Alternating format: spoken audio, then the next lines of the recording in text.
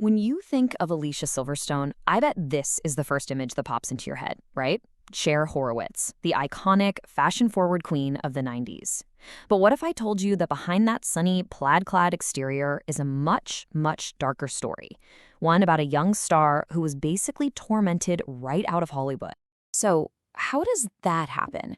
How does someone at the absolute peak of their fame just sort of vanish? For Alicia Silverstone, the incredible success of Clueless was, ironically, the very thing that set her up for a brutal fall. To really get why, we have to look at what was going on behind the scenes. And what's so crucial to understand right from the very beginning is that this isn't a story of some confused young star. Alicia Silverstone knew, even then, that the way she was being treated was completely, totally out of line. This quote, it really sets the stage for her entire journey. You know, the toxicity she experienced wasn't something that just appeared out of nowhere after she got famous. If you look back, her career was built on a deeply unsettling foundation from the very, very beginning. It all started when she was just 6 years old, with her father getting her into modeling. By 15, she's starring in her first film and, get this, in order to do it, she was pushed to get legally emancipated from her parents. Yeah, she basically became a legal adult at 15, all so she could work longer hours on set. And that first film, The Crush, had a premise that is just incredibly disturbing to look back on now. Alicia, at 14, played a teenager trying to seduce a journalist in his 30s.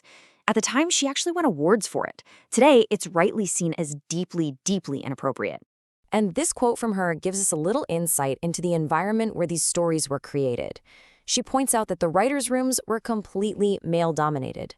This lack of a female perspective, well, it undoubtedly contributed to the creation of some really uncomfortable and exploitative narratives for young actresses like her. This just reveals the immense pressure she was under. Production executives convinced her family that legal emancipation was the only way she could secure the role.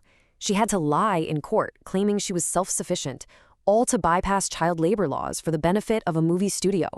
Okay, so after Clueless, she becomes a global superstar. But that fame came with an incredibly high and cruel price, as the media spotlight turned just vicious. For a brief moment, she was on top of the world. She was Hollywood's new it girl, the face of a generation. Everyone loved her. But that adoration was shallow, and man, did it turn on a dime. This is when the body shaming started, and it was brutal. After she was cast as Batgirl, a mainstream publication ran an article comparing her to Babe the Pig. It's almost unbelievable to think about now, but this was printed for millions of people to see. And it wasn't a one-off comment. This was a relentless campaign, so symptomatic of a cruel 90s media culture. The press nicknamed her Fat Girl. Paparazzi would literally scream it at her to get a reaction photo.